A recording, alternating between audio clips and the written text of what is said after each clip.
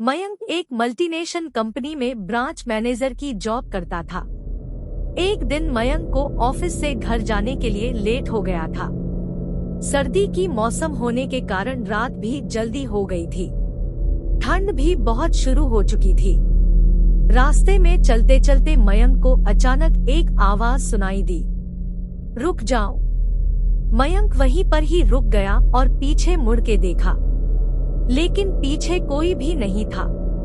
फिर से वही आवाज सुनाई दी, सामने देखो।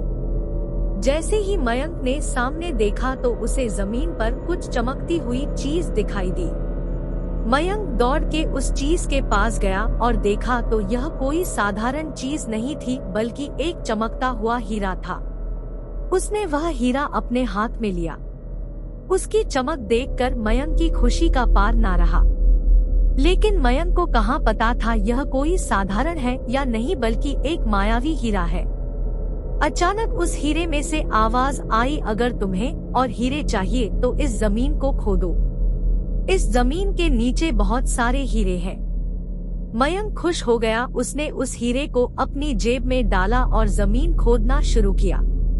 करीबन 2 फीट खोदकाम करने के बाद अचानक मयंक डर के मारे चिल्लाने लगा। इसके कारण उसका संतुलन खो गया और जमीन पर गिर पड़ा, क्योंकि उस गड्ढे में से हीरे मोती नहीं बल्कि किसी इंसान का कटा हुआ सर मिला। अचानक वह सर हवा में उड़ने लगा और बोला, डरो मत, मैं तुम्हें कोई हानि नहीं पहुंचागा। मैं तुम्हें बहुत सारे हीरे जवेरात भी दूंगा। बस मेरी बात ध्यान से सुनो, मैं जहाँ जाता हूँ वहाँ मेरे पीछे आओ। फिर वह सिर हवा में उड़ा और जंगल की ओर बढ़ने लगा। करीबन 1 किलोमीटर चलने के बाद वह सिर रुक गया। मयंक भी रुक गया। फिर उस सिर ने मयंक से कहा, इस जमीन के भीतर बहुत सारे हीरे मोती जवाहरात छुपे हुए हैं। इस जमीन पे खोद काम शुरू करो। मयंक खुश हो गया और उस जमीन को खोदना शुरू कर दिया। खोदते खोदते उस जमीन के नीचे हीरा मोती तो नहीं मिले, बल्कि उस सिर का कटा हुआ धड़ मिला। उस सिर ने कहा, अब तुम्हें एक आखिरी काम करना है, उसके बाद मैं तुम्हें मालामाल कर दूंगा। तुम्हें कहीं से भी 1 लोटा खून लाना होगा। मयंक ने बोला, 1 लोटा खून? पर मैं 1 लोटा खून कहाँ से लाऊंगा? उस सिर ने कहा, चलो मेरे साथ। वो डरावना चेहरा मयंक को साथ लेकर थोड़ी दूरी पे गया। वहाँ उसे एक इंसान को जाते हुए देखा। वो सिर बोला, उस इंसान को मारकर उसका खून ले आओ। मयंक डर गया और बोला, नहीं नहीं, यह मुझसे नहीं होगा।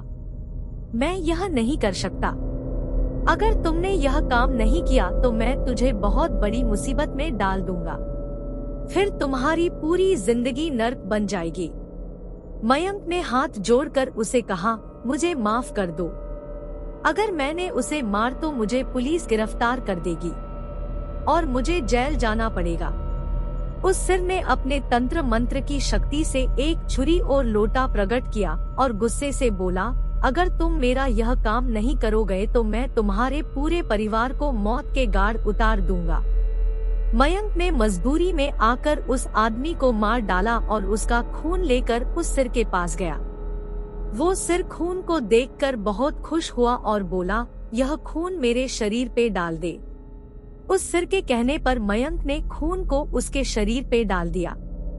फिर कुछ ही देर में वो कटा हुआ सिर उस शरीर पे जुड़ गया। यह सब देखकर मयंक की हालत अब खराब होने लगी।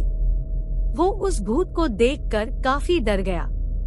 जैसे ही वो भूत जिंदा हुआ तो जोर जोर से हंसने लगा और डरावनी आवाज में बोला, तुमने बहुत बड़ी गलती कर दी कि तुम्हें मुझे फिर से जिंदा कर दिया। अब मैं सिर्फ तुम्हें ही नहीं बल्कि इस पूरे शहर को मौत के गाढ़ उतार दूंगा। डर के मारे मयंक के मुंह से आवाज भी नहीं निकल रही थी। वो अपने जान बचाने के लिए वहां से दौड़ा, लेकिन उस भूत ने छलांग लगाकर मयंक को जमीन पे गिरा दिया और बोला, मुझे बहुत भूख लगी है, अब मैं तुम्हारा मांस खाऊंगा। जैसे ही उस भूत ने मांस खाने के लिए आगे बढ़ा कि तुरंत ही उसका सिर धड़ से अलग हो गया। मयंक समझ नहीं पाया कि आखिर यह चमत्कार हुआ कैसे। जब मयंक ने पीछे मुड़कर देखा तो एक अघोरी बाबा खड़े थे। उस अघोरी बाबा ने कहा, जब तुम उस आदमी को मारकर उसका खून ले जा रहे थे तभी मैंने देख लिया था और समझ गया कि कुछ तो बुरा होने वाला है, इसीलिए मैं तुम्हारे पीछे पीछे यहाँ तक चला आया और मैंने अपनी मंत्र की शक्ति से उस भूत को फिर से मार दिया। अब तुम निश्चित होकर अपने घर जाओ, अब तुम पर कोई खतरा नहीं है। आज भी मयंक उस बात को याद करता है तो उसकी रूह तक कांपने लगती है। दोस्तों, आपको यह कहानी कैसी लगी प्लीज हमें कमेंट करके जरूर बताएं।